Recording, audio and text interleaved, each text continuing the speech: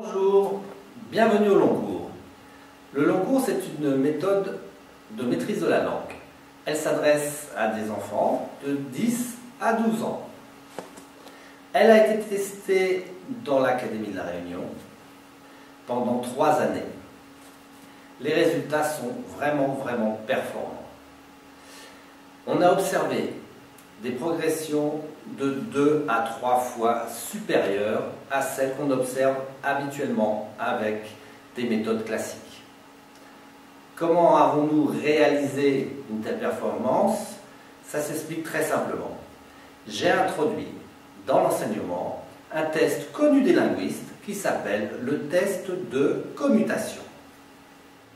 Durant l'enfance, nous avons mémorisé des structures, des enchaînements de nature. Par exemple, un homme s'appelant Rico avait un chien très méchant. Aïe! Et il avait renoncé à le dresser. Si je veux remplacer ce mot, le premier mot qui me vient à l'esprit sera un mot de la même nature. Un homme s'appelant Rico, 2 hommes s'appelant Rico, quelques hommes s'appelant Rico, plusieurs hommes s'appelant Rico, 2, plusieurs, quelques, sont tous des déterminants. Et je peux faire la même chose pour chaque mot. Un homme s'appelant Rico, un camion s'appelant Rico, un pays s'appelant Rico. Ce qui me vient à l'esprit, ce sont des noms communs. Nous avons donc, pendant l'enfance, mémorisé des enchaînements de nature, des paradigmes, et lorsque nous parlons, nous procédons par substitution. Donc, si l'enfant apprend à substituer, il va très facilement reconnaître la nature d'un mot. Lorsqu'on procède ainsi, on s'aperçoit que nous fonctionnons avec 14 natures. Or, l'enseignement actuel ne propose que 9 natures. La nomenclature classique ne correspond pas, en fait, à notre vrai fonctionnement linguistique. Et c'est pour ça qu'au long cours, nous faisons toute la différence. Par commutation, nous nous apercevons donc que nous fonctionnons sur 14 natures. Le déterminant, 1, 2, plusieurs, le nom commun, homme, camion, pays, le participe présent, le nom propre, le verbe conjugué, déterminant, nom commun, on l'a déjà dit, l'adverbe, très, vraiment, l'adjectif, méchant, petit, l'interjection, aïe, oh, la conjonction, le pronom, l'auxiliaire, le participe passé, la préposition, et enfin, l'infinitif. Nous pouvons prendre n'importe quelle phrase, nous tombons toujours sur une de ces 14 natures. Sur ces 14 natures, 7 sont variables et 7 sont invariables. 1, une, je peux faire varier. Le déterminant est variable. Homme, je peux le mettre au pluriel. Le nom commun est donc variable. S'appelant, invariable. Une femme s'appelant Anaël, je ne peux pas faire varier, donc le participe présent est invariable. Rico, les ricots sont nombreux. Les ricots, je ne mets pas d'ess. Le nom propre est invariable, même s'il y a quelques exceptions. Le verbe conjugué, avait, avion, variable. L'adverbe, très méchant, elles sont très méchantes, très invariables. Méchant, méchante, variable, etc. Par ce test, j'obtiens ça. 7 variables, déterminant, nom commun, verbe conjugué, adjectif, pronom, auxiliaire et participe passé. Il suffit donc que l'enfant apprenne par cœur ces 7 variables, 7 exemples, et ensuite le tour est joué. Par commutation, il va trouver la nature de n'importe quel mot. Par exemple, l'élève hésite sur l'orthographe de plein. Les enfants ont plein de bonbons. Il utilise la commutation. Les enfants ont énormément de bonbons. S'il sait que énormément est un adverbe, il en déduit que plein est un adverbe. L'adverbe est invariable, donc plein ne prend pas d'ess. En revanche, les enfants ont des bonbons pleins de chocolat. Il hésite encore. Les enfants ont des bonbons noirs de chocolat. Noir est un adjectif. Il est variable. Il s'accorde. Et il va prendre un S. Lorsque l'élève connaît la commutation, qu'il existe 7 variables, 7 invariables, alors il est prêt pour faire les accords. Le long cours propose un système d'accords très simple. L'élève trouve un déterminant, il va chercher son nom commun. Un nom commun, il va chercher le déterminant. Un verbe conjugué, il va chercher le sujet. Un adjectif, il a 3 possibilités. Soit il cherche un nom commun, soit il cherche un nom propre ou un pronom. S'il rencontre un pronom, il va chercher son antécédent. Un auxiliaire, on va chercher le sujet. Un participe passé, c'est comme l'adjectif. 3 possibilités, nom commun, nom propre, pronom. À moins que ce participe passé soit employé avec un auxiliaire être. À ce moment-là, on va chercher le sujet. Ou un auxiliaire avoir. Et on va chercher le COD placé avant.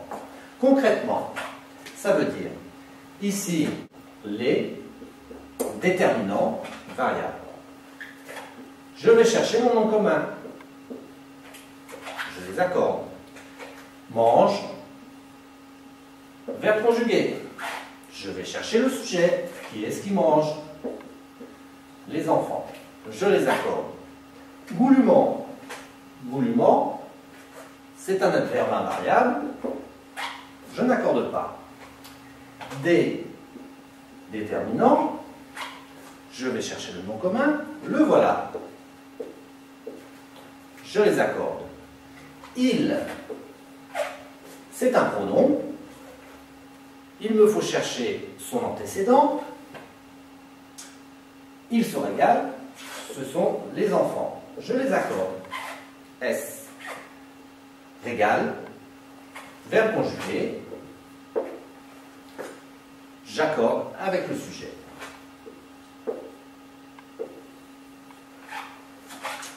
Voilà, le système des accords devient beaucoup plus clair.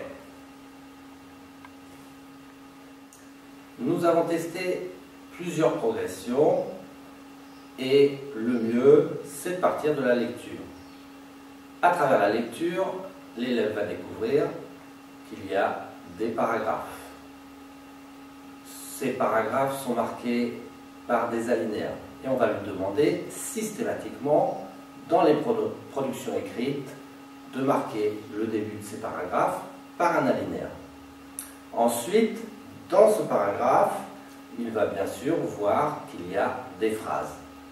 Et on va lui demander systématiquement de marquer le début et la fin de chaque phrase en repassant les majuscules et les points. C'est donc la phase de départ pour le travail sur la syntaxe. À l'intérieur de cet espace, on va lui demander ensuite de chercher l'élément qui peut changer de temps. On va donc proposer uniquement des phrases verbales, pas de phrases nominales. Rico est un enfant très gourmand. On va lui demander de le mettre au passé.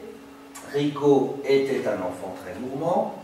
Ou au futur, demain, Rico sera un enfant très gourmand. Et il va constater, normalement, qu'on a un élément conjugué dans la phrase. C'est la première phase. On ne s'occupe pas encore de l'orthographe. Simplement, on lui demande d'avoir une démarche méthodique, alinéa, majuscule, point, changement de temps. Ensuite, on va introduire le test du qui est-ce qui. Qui est-ce qui était un enfant très gourmand. Rico. Dans une séquence suivante, on va introduire la conjugaison. J'étais à Liès, tu étais à Liès, il était à IT. Et on va donc l'amener à rectifier son orthographe. Dans des phases ultérieures, on va étoffer les structures. Ses amis voulaient manger ses bonbons. Ses amis veulent manger ses bonbons. L'élément qui change de temps, il est ici. C'est ce verbe conjugué. Nous voulions, vous vouliez, il voulait. Voilà la conjugaison au pluriel.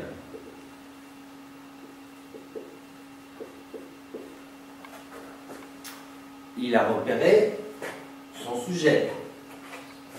Et puis on va l'amener à constater qu'on a aussi des enchaînements. Verbe infinitif.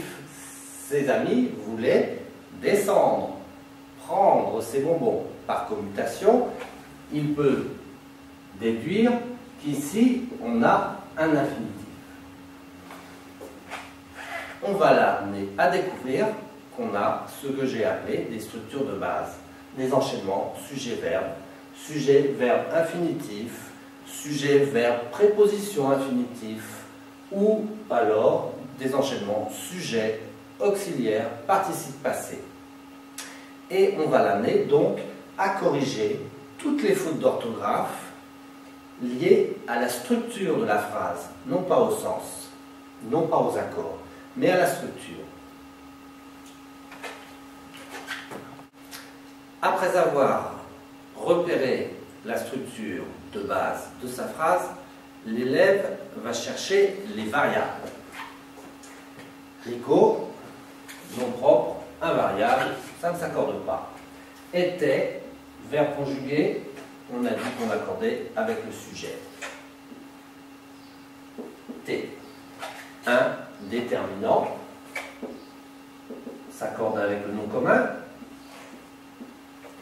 Trait, adverbe invariable, ne s'accorde pas. Gourmand, adjectif, un enfant très petit. Adjectif, je l'accorde avec le nom commun. C, déterminant, je cherche le nom commun, je les accorde. Voulait, verbe conjugué, s'accorde avec son sujet. Manger, infinitif, invariable, ne s'accorde pas. C, déterminant,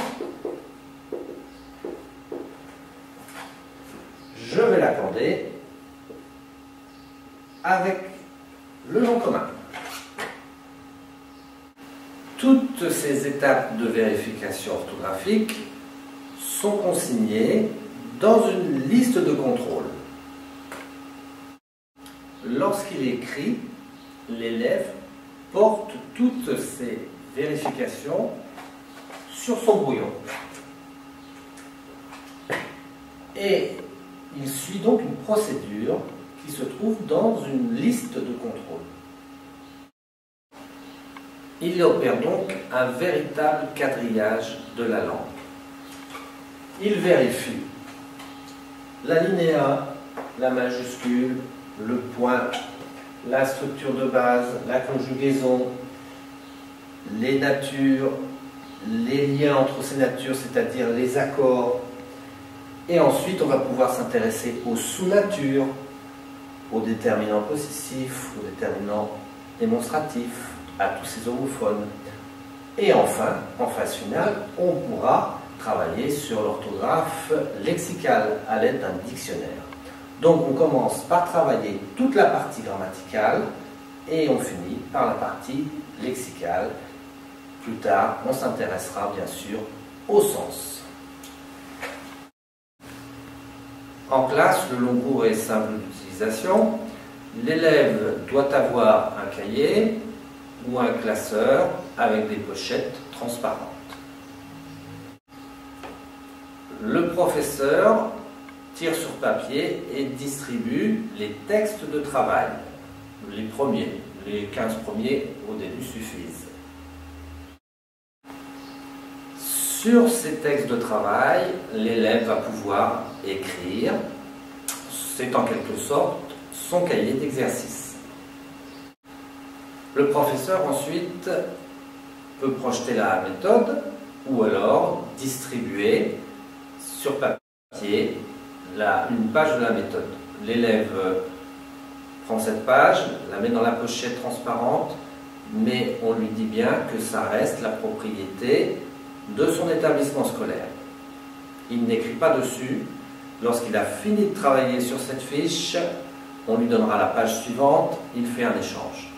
Du coup, le cartable se trouve allégé. Chez lui ou en cours, l'élève va donc suivre les consignes. Sur son classeur ou sur son cahier, il va recopier les leçons et les compléter. Et enfin, il va faire les exercices. Le professeur, lui, finalement, n'a qu'à vérifier si la leçon a bien été copiée et évidemment si les exercices ont été correctement réalisés. Vous le voyez, le long cours, c'est une petite révolution pédagogique et je vous souhaite à tous plein de réussite.